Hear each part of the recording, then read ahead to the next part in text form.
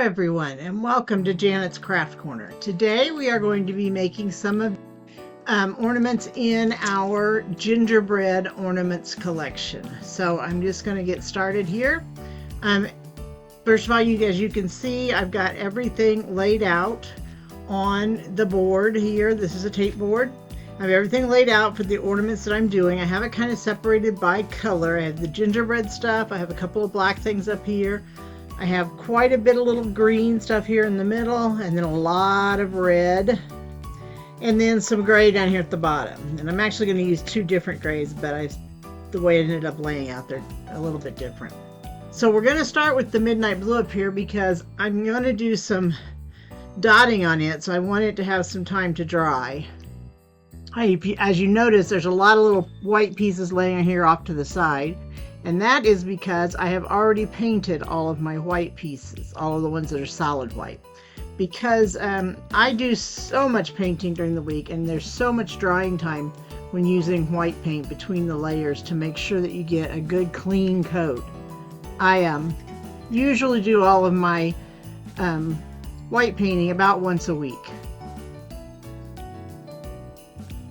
But on this piece, I'm doing a kind of it's called Galaxy Blue by Folk Art. Kind of a blue paint at the back, kind of a dark blue sky paint color. What you want to do when you're painting as much as you possibly can is you want to go off of the wood. And I have these pieces really close, so I'm having to be careful and make sure that I don't go too far off and end up getting on one of the other pieces. But you want to paint from the inside of the wood out to the edge so that you don't end up with paint along the edges. This will keep the paint from getting down on the edges of your piece, so you don't have to do any trimming, hopefully. That's the objective here. As I'm painting here, I am not painting in the very, very center. And it's a choice, because it doesn't really matter, but I'm going to put that gingerbread man there. And I couldn't keep from going all the way out to my edges even, because I am going to put a border piece around it also. But it's totally optional whether you paint underneath the other pieces. The only place that I don't consider it optional is when you're doing when we get to the gingerbread man, he's got a hat, and so we're going to be doing two different colors on his main body piece. We don't want those two colors necessarily to blend together, so I don't ever paint right up to each other. But I make sure that they go what would be underneath the piece that's going to be connecting them. So underneath the hat brim piece. Midnight blue done, or galaxy blue, I guess, so that I'm going to put white dots on that to make it look like it's snowing here in a little bit. So while that's drying, we're going to go ahead and keep going, and we're going to next do our gingerbread color. And for that, I use Cinnamon by Folk Art. Hopefully I have enough. I'm short on it. Another color you can use is Raw Sienna by Ceramcoat. So if we run out of the cinnamon, we will move to the Raw Sienna, but hopefully we won't have to, because I really like the way the cinnamon looks. That's just a personal preference. The Raw Sienna is a little bit darker. I like it to look a little lighter. So again, I'm painting from the center of the piece out to the edges, and again, I'm being careful over here where I have another piece up close. On these gingerbread pieces, you'll see lots of engravings. Most of them are totally and completely unimportant. They are basically marking lines for where a piece needs to go. Some of them, however, are important, and we want them to shine through. And so when we hit those kind of pieces, as we hit them, we're going to hit them a lot, but we're going to actually use the sponge painting method. It's easier to go do all the sponge painting first and then come back and do the other. And I don't know why I didn't start that way. But on their faces, I'm going to do the sponge painting method where I load my sponge up. I don't want to load it with too much paint because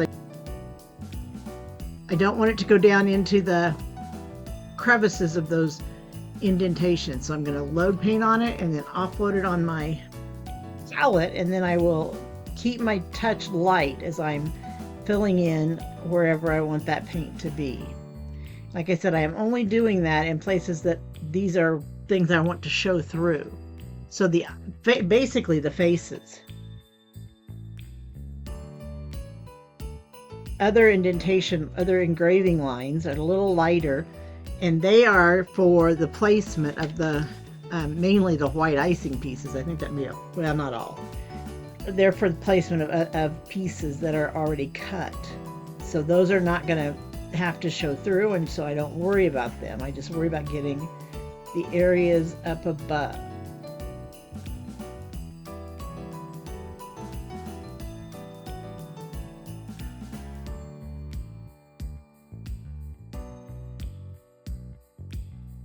Like I said, I make sure up here at the top where it's going to blend with the black, I didn't go all the way up to the top of that. I made sure I went so that I'm underneath that brim piece, but I'm not off the top of that brim piece.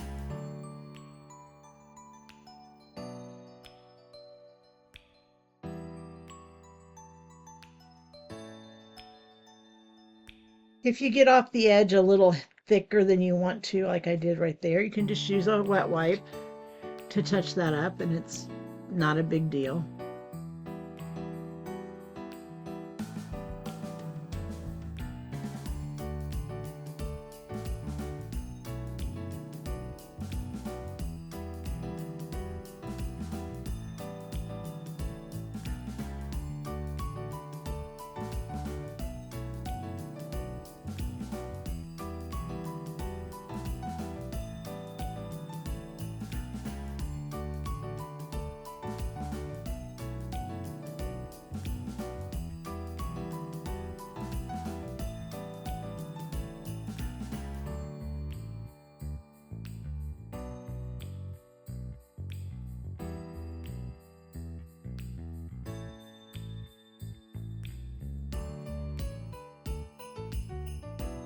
I don't know if you can tell as they're drying that I'm not real careful with my cinnamon paint because I don't care. I want it to kind of look like they're baked, and so I like the kind of the texture it leaves if I'm not as careful with it. Okay, the gingerbread kisses and Christmas wishes I'm going to do with a really, really light gray.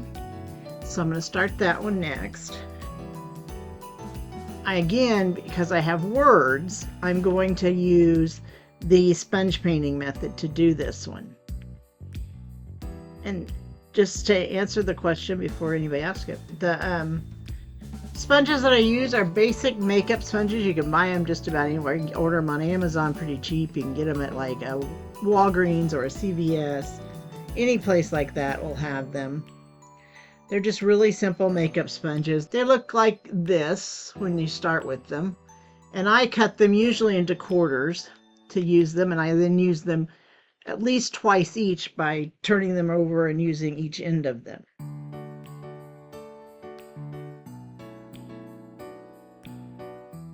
There, I've got a little too much pressure and a little too much paint. I didn't offload my brush enough.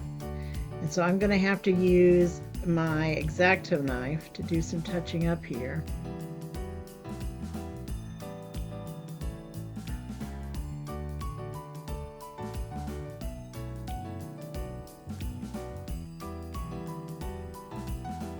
The sponge painting method does give you a very light coat, so you almost always have to go back over it. But you want to keep it really light, and you want to let it dry completely between coats. And I could do the whole piece with the sponge, but for speed and convenience, I am going to do the rest of it with a brush. It's just a whole lot quicker and easier. And so I am going to have to go along my edges here to get what I did there, where I didn't quite get all the way out to those edges. But I want to avoid my words completely.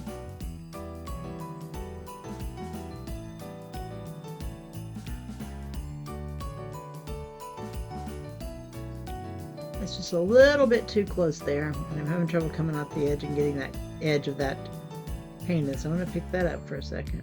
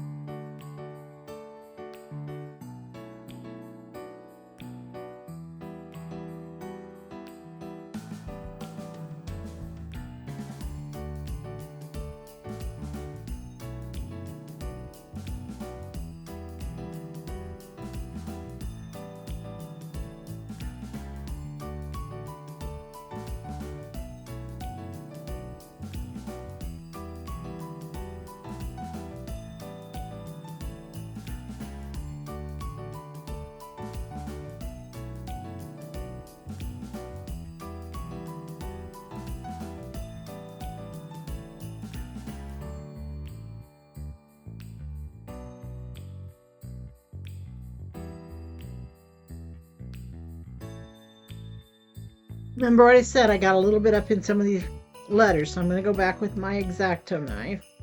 And I'm just going to use the tip and slide it down into that groove that's engraved. And it's a pretty good engraving groove, so it's usually pretty easy to slide into, even on these letters that have a little bit of curve and stuff to them. Although I do try to only do this when absolutely necessary. And I actually fixed some of them. I fixed most of them actually by going back over it with the sponge when it didn't have much on it, or it didn't have really anything left on it, because that kind of pulls up some of that paint. Okay, so that takes care of those.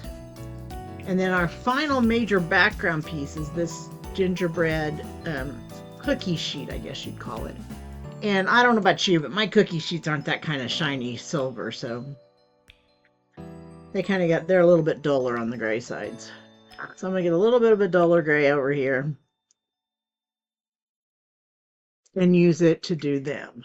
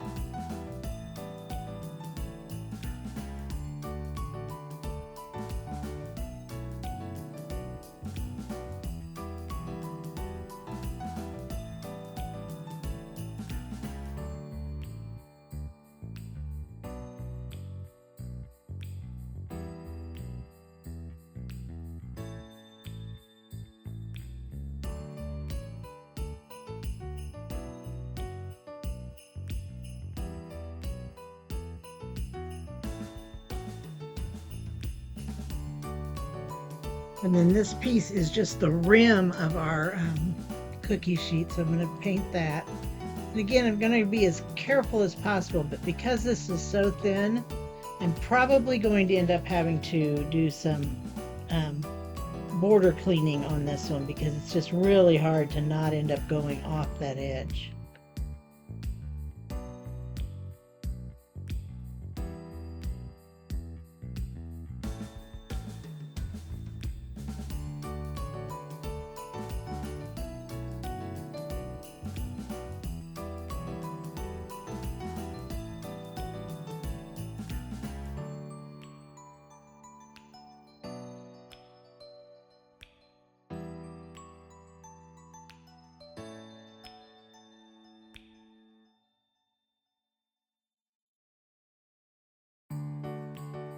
Okay, now I think I will work on my white, and there are several things I need to do with white here. So let's get us some white out. And first of all, I want to do some dotting on that one to make it look like snowflakes. And that means I want some random dots. And I am horrible at random. If you've watched much of anything I do, I'm a perfectionist, and so I tend to try to put it in a little bitty straight line. But we're going to try hard here to be random. We're going to find me a brush that's kind of got a very small tip on the end, and I'm going to dip that in the paint. And you want to dip it in, but you want to make sure that you do not touch the bottom of your palette each time you dip. And I'm going to dip once and do that, and then I'm going to start dipping in to do the dotting. Set this guy over here so he can dry. And I'm just going to start putting dots out here randomly. And as you can see, they get a little bit smaller as I go, so I want to kind of mix up where they go.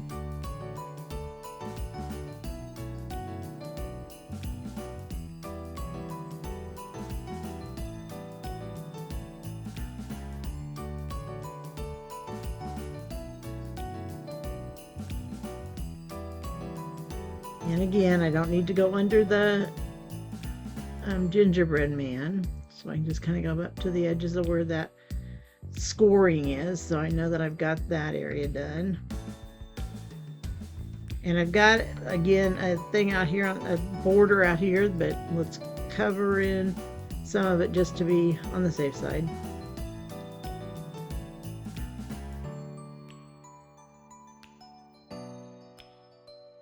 We have a couple of big snowflakes that are going to go out there too, so we don't, that's probably enough dots.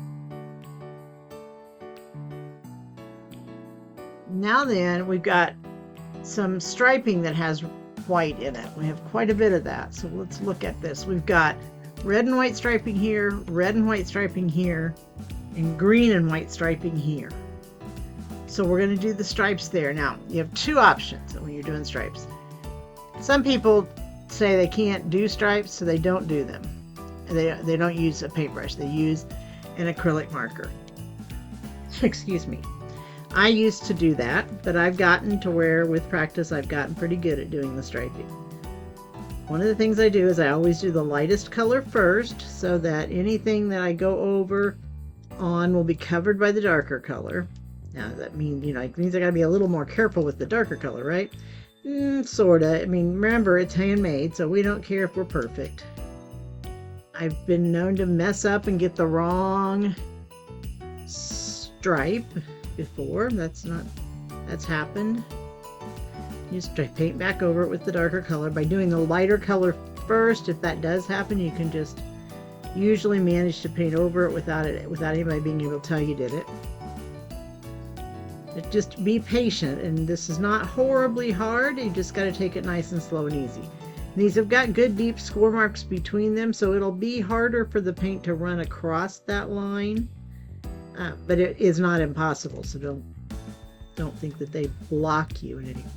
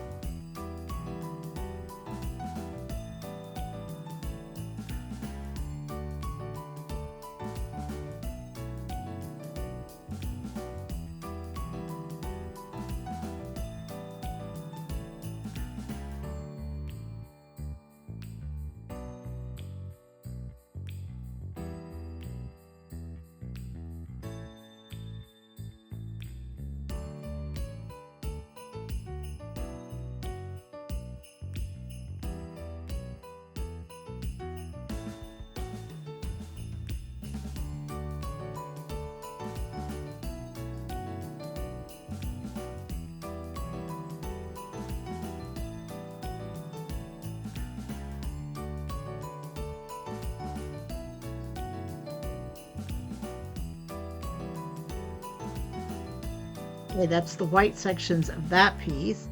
Now we're going to do this piece here. It is red and white also. Goes along the bottom of this gingerbread kisses. Kind of look like a peppermint stripe at the bottom. We're just going to start on one side. Doesn't really matter where you start on them. And that's the same way with the heart. It didn't really matter where we started or what color was on the outside end.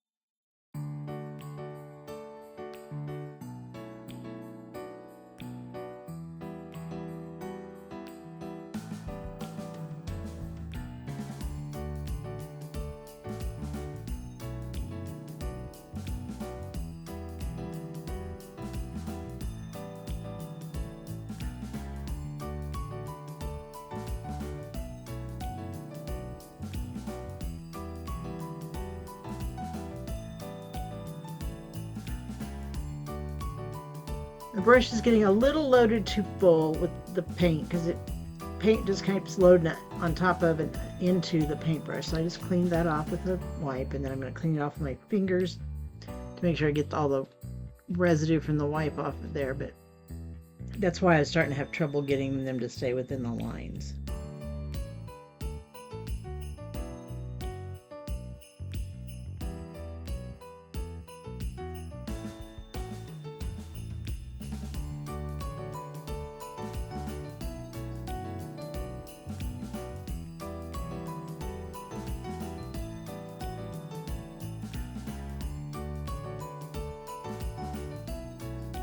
And as I am doing these, I am going back over some of them as I go, as I see that they're light, too light. I've been too light with the brush, so that, just as you go, you can do that. You can also go back and check them all at the very end.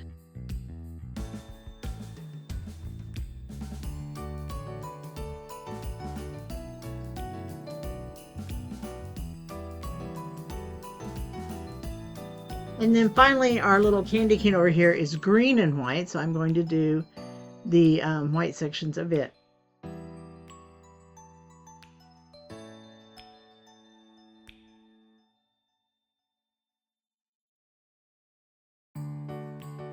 Do be careful when you're turning your palette around that you don't end up with your hands in those dots. Those dots will take forever to dry. Even though everything else feels dry, they are probably not dry.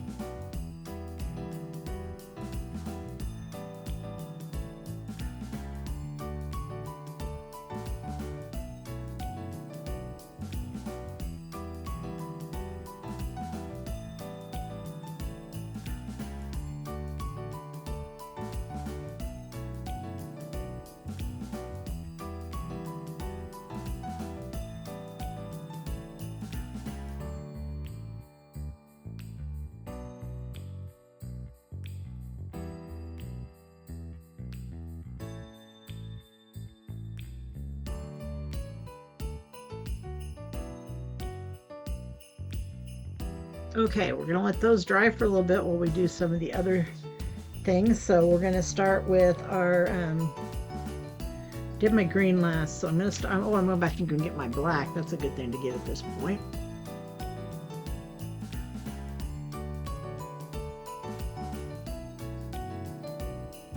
For black, we only have two things, his hat and the brim of his hat. There's a space for the there's some engraved marks for the little bird, and you can just paint right over them with the brush because we just barely need to be able to see them.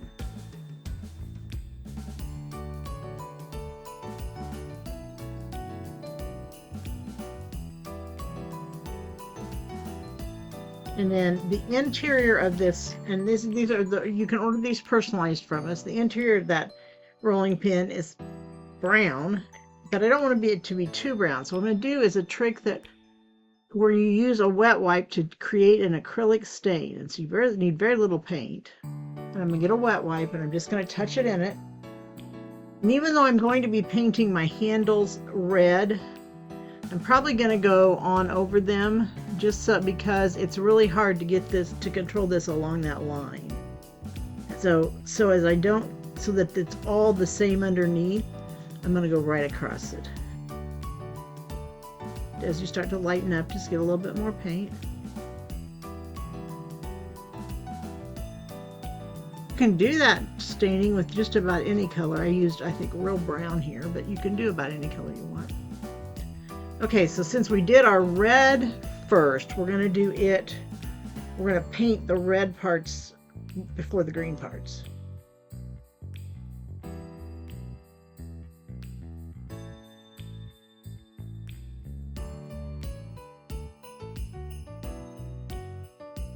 Actually, I'm going to paint my stripes first. The more I think about it, the more I think I'm going to paint my stripes first while my brush is somewhat clean, so that it'll go on smooth and give me some really smooth stripes.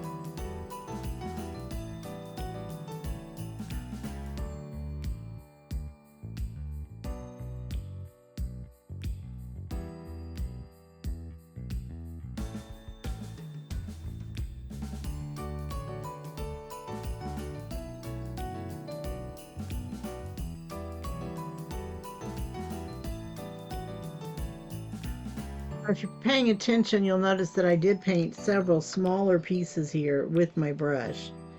And I can get away with that. I'm used to doing these, and I can do that. But remember, if you feel like you might be going to go off the edges too much and you don't want to do the touch-up that you might have to do because of that, you can always use the sponge method. It's never a problem. You can use it on great big pieces. I think it just takes you a lot longer because you get so much thinner coat that it takes two or three rather than one. But that's totally up to you. When you're doing it, you decide what you're comfortable with. And if you're comfortable using a brush on these little pieces like this little birdie here, then use the brush. If you're not, then use a sponge.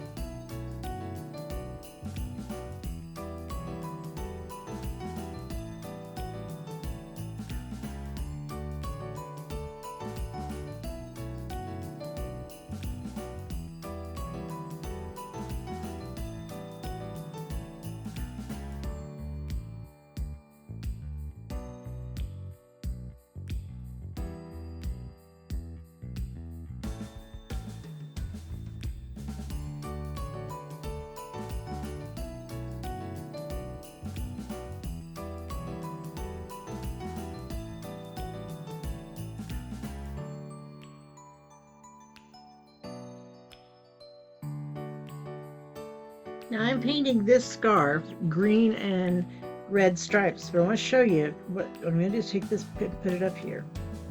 These aren't going to show on a lot of this area. A lot of those stripes down there don't show. So I'm just going to paint a little bit of that top area, and then I will probably paint all my stripes fully. But this area right here, I don't have to paint very much of. And I'm going to do it in the red since that's what I'm starting with on this one, just so that I remember what to do.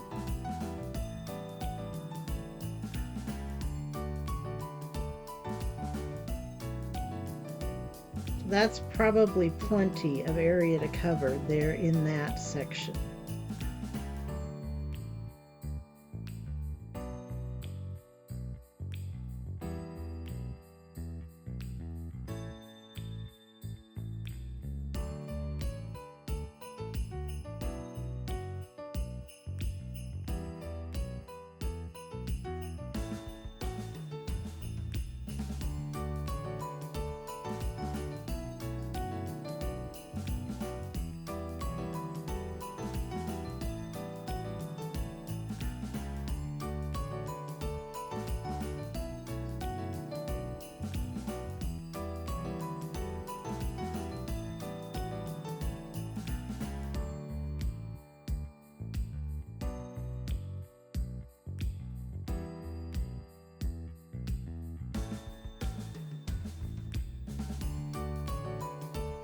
Okay, I just got a little bit ahead of myself, and I got a little bit out the lines. And you can also have a wet wipe laying here. And all I'm going to do is just go right along that edge with my wet wipe. And while the wet paint is still wet, and it's gone. It's like I never made the error.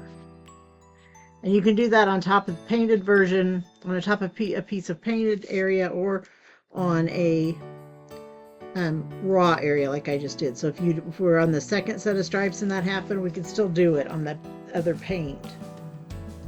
You might have to go back and touch up that other paint too, because it might take some of it off. But that's okay. That's better than having to have a mess there. And again, I'm just going to remind you, it's homemade. It doesn't have to be perfect. That's what makes it special, is the fact that you made it.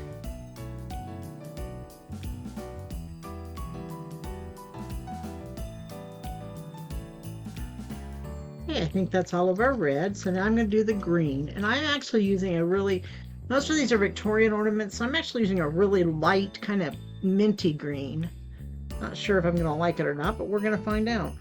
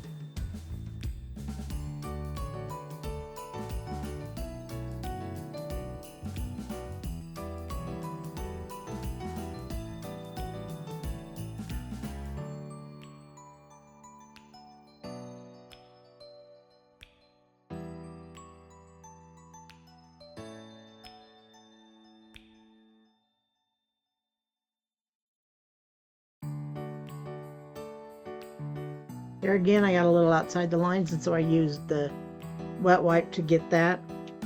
I'll tell you right now, I'm using a smaller brush, and that's actually not a better thing. You want your brush to be almost as big as the stripe that you're painting, but I'm out of that size brush, out of clean ones, so rather than get up in the middle here and go wash a brush, I'm just making do with a smaller size brush. But if you have the thought to use a smaller size brush because that'll be easier, let me tell you that it is not easier with the smaller size brush.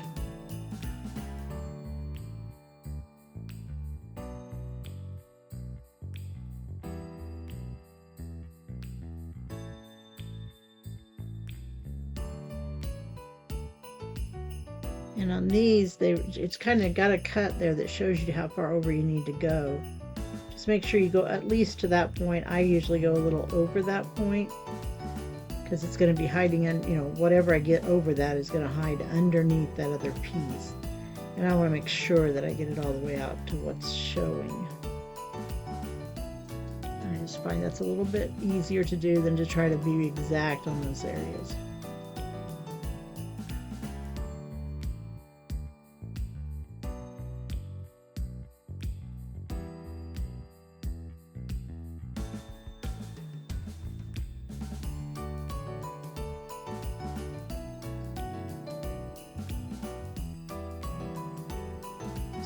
You also want to be careful and not get too much paint loaded on your paintbrush when you're doing these stripes, or it's more likely to go over also. And that's why, as you probably just saw, I reached out and kind of touched it on the paper here to get some of it off my brush because I felt like I had too much.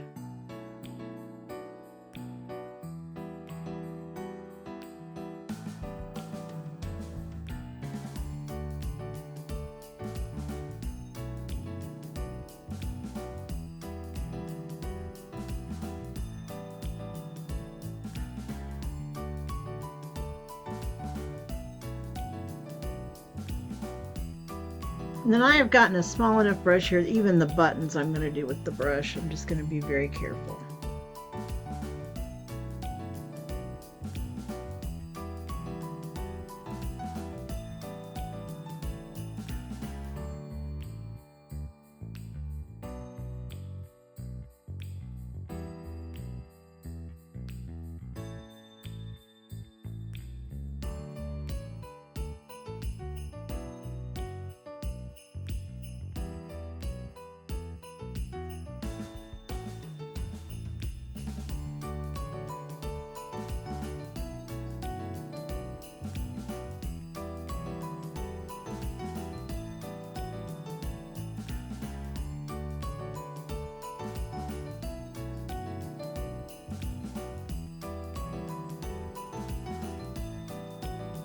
I think that has all of our pieces painted, but I'm going to do one more thing before I pull it off the board.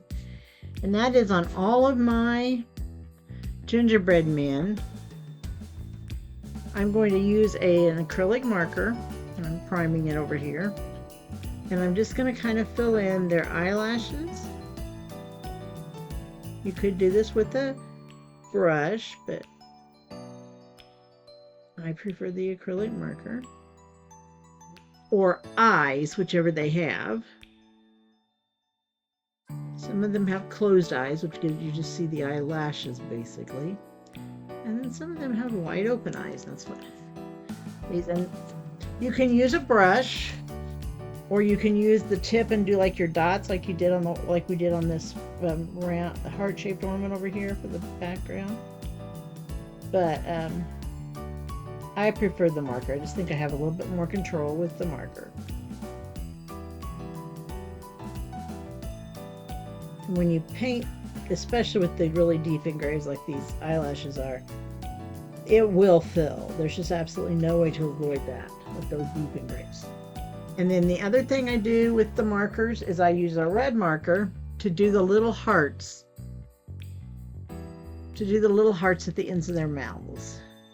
I just think it's a little extra piece to them. You could also do them in white since we're looking like we have white icing on them. I just now thought of that. Never done it that way before. I may try that next time. But we will finish this time with the little red hearts. These are very small hearts, so be careful and don't prime your marker too much or you'll be outside the lines really quick. Which kind of I did, but we're surviving. Okay, so that gets everything painted, and we have our little collection of white ones up here on the top already. Put them all back up on our thing, as I moved around, I've kind of knocked them all off.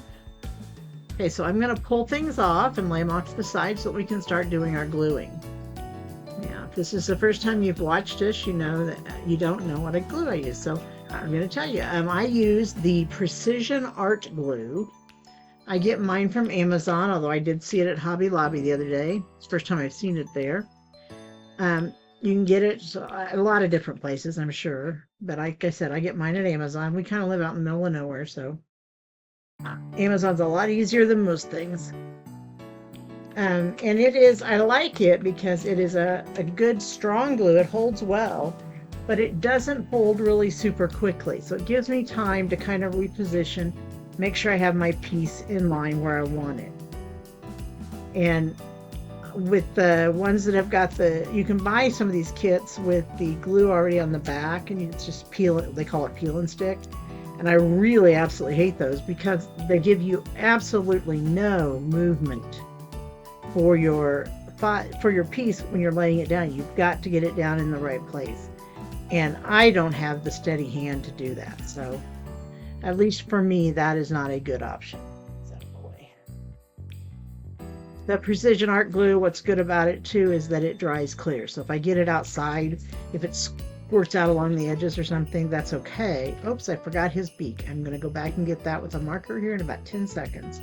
But if I get the Precision Art Glue a little bit out of the line, so to say, it'll dry clear and I won't have to worry about it. So for his beak, I am going to use a yellow marker. And again, because of that little bitty small area, I use a marker.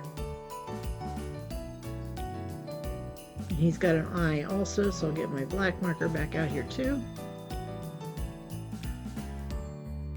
And then I'm going to just start gluing. And you want to glue from the bottom up.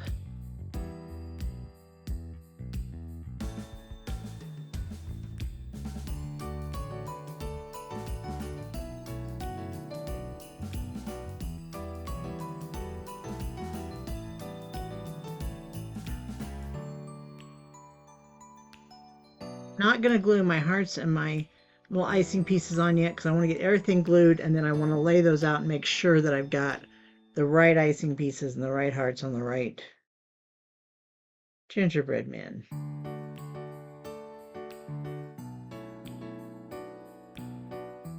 When I glued this one together, I see that around the edges, and I think you can see that. Can you see that? I've got a little bit of the gray showing through, and the way you fix that, you can use a marker or you can use a brush. I prefer a marker, but you're going to just trim it. And you're just going to go along the outside edge with a black marker or a little bit of black paint on a thin brush and just touch those edges with it.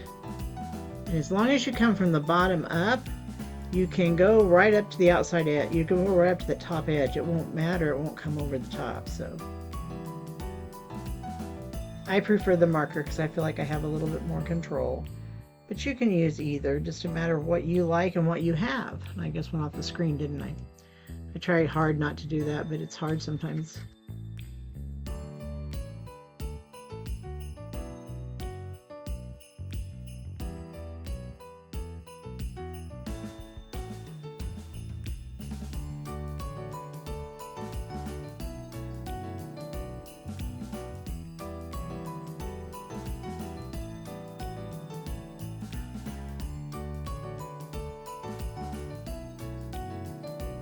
There we go. Can't even really tell there was an issue.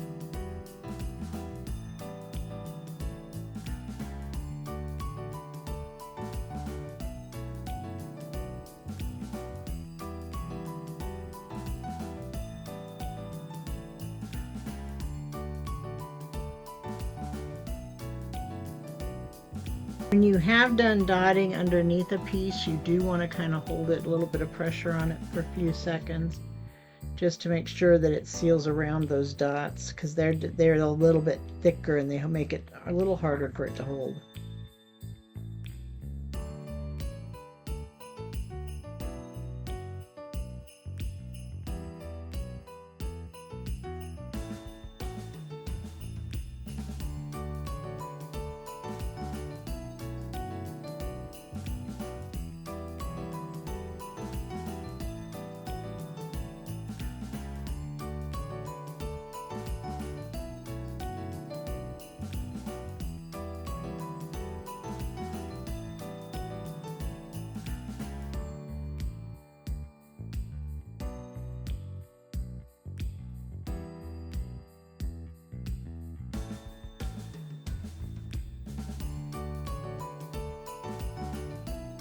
As I am putting this on, I notice that I am missing a piece, and for me that's not a problem at all, because I can just go cut another one.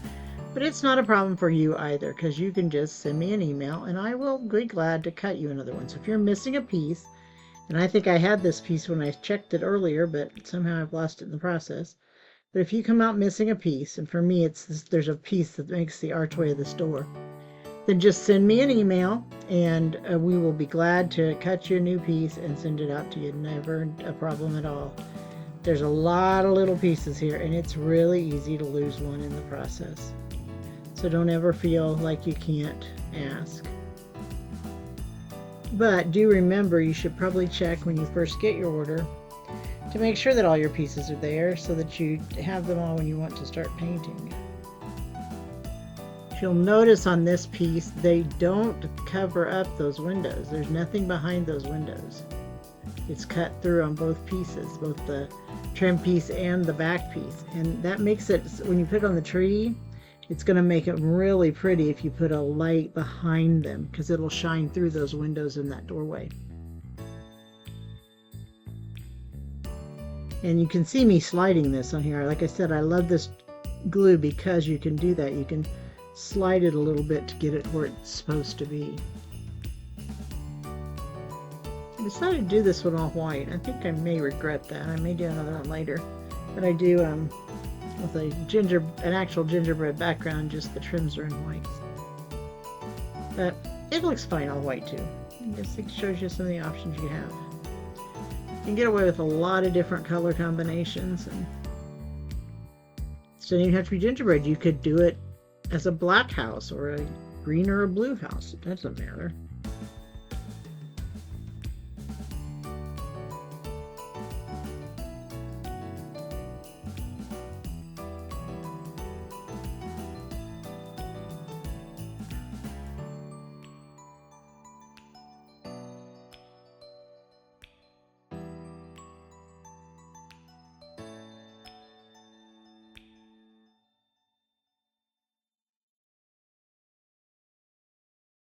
So now before I go ahead and glue the rest of these, I'm going to lay them out and make sure that I have the right pieces on the right gingerbread.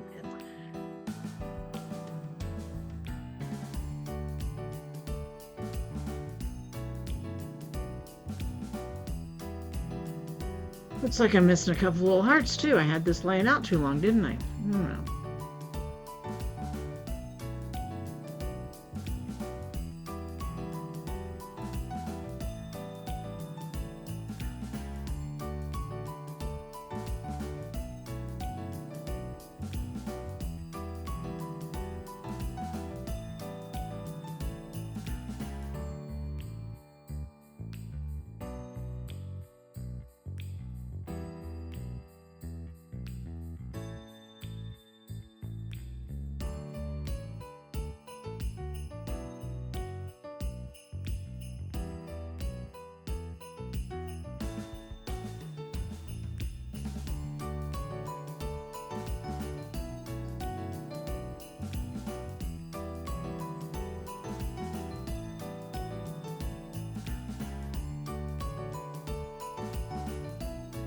Okay, and I'm missing, like I said, a couple of little hearts, but I'll rerun those too.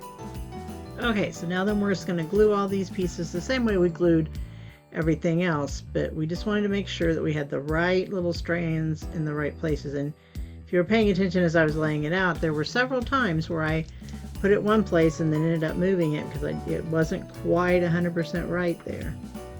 So they're not a real far off, but they're just slightly different.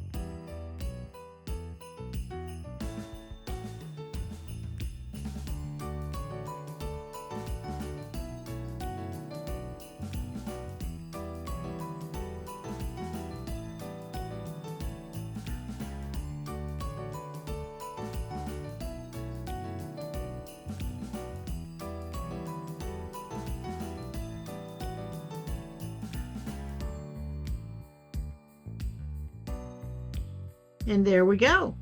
Just a little over an hour and we've got 6 ornaments. I'll have to cut those couple pieces that I'm missing, but not a big deal. And like I said, check yours before you start painting so that you get them in before you need them. And if you don't, if you lose them while you're painting it, then just let us know. We'll be glad to send you a new piece. So there you go. 6 ornaments, a little over an hour. I hope you enjoyed this. If you haven't subscribed yet, press the subscribe button and the bell so that you get notified when we have a new video, and I hope to see you again soon.